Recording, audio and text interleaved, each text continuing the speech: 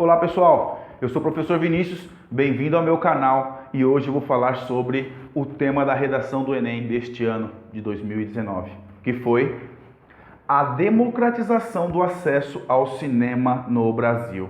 Pois bem, pode parecer, em um primeiro momento, um tema desvinculado da nossa realidade social, que propõe pouca reflexão ou tem pouca relevância, o que não é verdade. O cinema é uma forma de arte e toda forma de arte é um instrumento de transformação de realidades, um instrumento de transformação social, tá certo? Pensando nisso, eu trouxe alguns temas que poderiam ser abordados por vocês, ou seja, o tema foi dado, eu trouxe alguns assuntos, ou seja, alguns caminhos que você poderia ter transpassado ou percorrido. Vamos a eles? Joia! Primeira abordagem que eu trouxe é a relação entre cinema e cultura. Aqui você poderia falar um pouco sobre como o cinema, de um modo geral, vem mudando as nossas relações culturais. Sobretudo do ponto de vista das relações interpessoais, né? Você observe bem que cada vez mais os filmes, personagens desta indústria cinematográfica, né, os heróis, eles estão presentes em festas de aniversário, discussões, rodas de amigos, redes sociais e assim por diante. Basta ver aí esse último filme, né, do Coringa e como ele de certa forma suscitou tamanha discussão aí nas redes sociais. Bom, depois eu trouxe aqui a questão da gratuidade e da meia entrada. Aqui você poderia ter refletido sobre o quão custoso, né, é assistir a um filme no cinema. Poxa, num país onde o salário mínimo é de 900 e poucos reais, uma ida ao cinema você não gasta menos do que 50 reais para tomar água da torneira. Então, a gente poderia ter discutido um pouco sobre essa questão da gratuidade, quais profissões ou quais camadas da população teriam gratuidade ou meia entrada, né? Além de estudantes, idosos, professores e tudo isso. Aqui eu incluo também a questão da acessibilidade a deficientes físicos, tá certo? Como as salas de cinemas poderiam, de certa forma, promover a inclusão social, a inclusão de deficientes físicos, né? Cegos, deficientes visuais, perdão, e deficientes físicos. Ainda sob essa perspectiva, aqui a gente tem o cinema como um instrumento de denúncia social. É o que eu acabei de dizer, a arte cumprindo o seu papel de transformar realidades. Aqui, neste caso, o cinema seria mais ou menos uma espécie de repórter, ou seja, um lugar onde a voz não é calada. Isso ocorreu, se você perceber bem, na época do cinema novo, aqui com Glauber Rocha, né? Então, era um cinema de denúncia. A gente poderia fazer esse link, inclusive, entre o cinema atual e o cinema novo de Glauber Rocha, sobretudo no caso daquele filme, o Bacurau, tá certo? Que trata aí de uma questão social, né? De uma cidade invadida, de certa forma os moradores estão confusos, né? Sobre o que vem acontecendo naquela cidade. Isso é bastante interessante.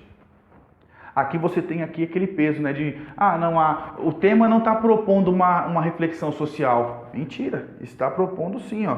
Basta você ter um olhar mais apurado para isso.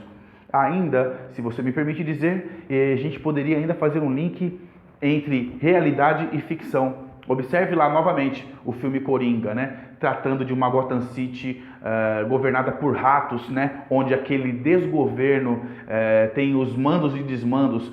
A elite, de certa forma, a elite financeira e política daquela cidade, negligenciando as demandas e necessidades do povo, até que aquilo tudo vira um fervilhão e acaba explodindo, né? Veja bem o que está acontecendo no Chile. Olha como a vida imita a arte. Ou será o contrário? Eu não sei. Prosseguindo, aqui a gente tem já uma questão regional. As dificuldades do cinema nacional e a concorrência com o cinema norte-americano. Aqui você poderia abordar como é difícil para um filme brasileiro, né, disputar salas e distribuidoras com filmes estrangeiros, sobretudo nesta nova onda de cinemas de filmes que tomam personagens de histórias em quadrinhos, né, super-heróis, ou seja, ganhando aí o gosto do jovem e das crianças, de certa forma. E isso torna a disputa do filme brasileiro com o filme estrangeiro, sobretudo o hollywoodiano, ainda mais difícil. Essas barreiras poderiam ser discutidas aqui por este caminho. Ainda falando também sobre políticas públicas, né? Como o cinema brasileiro pode, de certa forma, disputar espaço, disputar mercado com filmes internacionais. Olha aqui, este aqui é o que mais me agrada, este caminho. A importância de incentivo através de políticas públicas. Aqui você poderia ainda fazer uma profunda crítica relacionando o recente corte de verbas da Ancine a filmes nacionais, né? Filmes que, de certa forma, trazem um conteúdo ideológico, tá certo? De certa forma, eles perdem espaço na hora de captar recursos, o que torna a sua produção ainda mais difícil.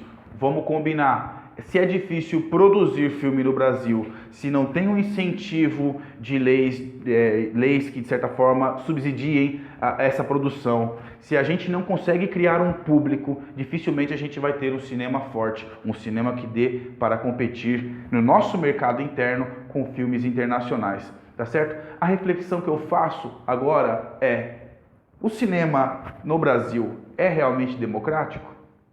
Pensando nesta pirâmide, pensando em produção de filmes, pensando em contratação, em geração de empregos, serviços, como ocorre a produção de cinema, a produção de filmes no Brasil, tá certo? Aí eu deixo um grande abraço aos meus amigos que trabalham nesta indústria e que, de certa forma, têm que passar e transpor diversos obstáculos de naturezas várias, né? Desde falta de incentivo, desde falta de políticas públicas que, de certa forma, tornem acessível a produção de filmes. Com a produção robusta, aí a gente pode conversar um pouquinho mais sobre a acessibilidade no Brasil.